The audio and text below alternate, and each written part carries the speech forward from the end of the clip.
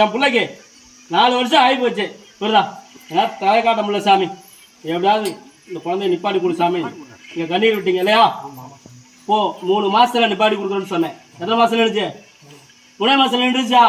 4 வருஷம் குழந்தை இல்லை, 3 மாசத்துல நின்றுச்சு இல்லையா? அதெல்லாம் கர்ப்பசாமி புரியுதா?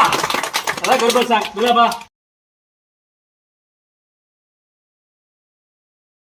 எத்தனை வருஷம் குழந்தை இல்லை? 4 வருஷம் குழந்தை இல்லை. உன் தாய் தப்ப உங்ககிட்ட குழந்தை வரை கேட்டதை சொன்னாங்களா? உனக்கு அதனால தான் இன்னைக்கு பிடிக்காசன்னு வந்து உனக்கு சமைக்கிறதுக்கு, என்னோட ஆலயத்துக்கு சமைக்கிறதுக்கு உன்னை இது பண்ண சொன்னேன் புரியுதா?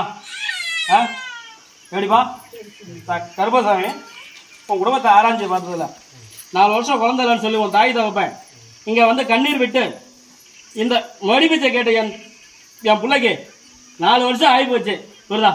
ஏன்னா தலை காட்ட முடியல சாமி, எப்படியாவது இந்த குழந்தைய நிப்பாட்டி கொடு சாமி. நீங்கள் கண்ணீர் விட்டீங்க இல்லையா? போ 3 மாசத்துல நிப்பாட்டி கொடுக்குறேன்னு சொன்னேன். எத்தனை மாசம் நின்றுச்சு? 3 மாசத்துல நின்றுச்சா? 4 வருஷம் குழந்தை இல்லை, 3 மாசத்துல நின்றுச்சு இல்லையா? அதுதான் கர்ப்பசாமி புரியுதா? அதான் கர்ப்பசாமி புரியுதாப்பா? பேசு மணி வைக்கிறேன் இருக்கிறியா? கிடா வெட்டுறேன் இருக்கிறியா? ஆடி மாசம் வெட்டிடுவோம்மா, கொடுத்துருவோம்மா. இப்ப தெரியுது புரியுதா? அதை சொல்லதான் நான் போறேன் புரியுதா? மனசுல வந்து குழந்தை வரம் கொடுத்தாலும் நிம்மதி இல்லை புரியுதா? அப்படின்னா கல்யாணம் பண்ண சொல்லிடுவா, கல்யாணம் பண்ண இடத்துல நிம்மதி இல்லை நான் சொல்லுவா, மற்ற இடத்துல இல்லை, கல்யாணம் பண்ண இடத்துல நிம்மதி இல்லை புரியுதா? நம்ம ஒன்று சொன்னோமோ அவங்க ஒன்று சொல்றாங்க. அப்படி மீறியும் அடுத்து ஏதாவது பேசினா குடும்பம் கலைஞ்சிருமோன்னு பயமா இருக்குது. நான் மறைச்சு சொல்றேன், குடும்பம் கலைஞ்சிருமோன்னு பயமா இருக்குது.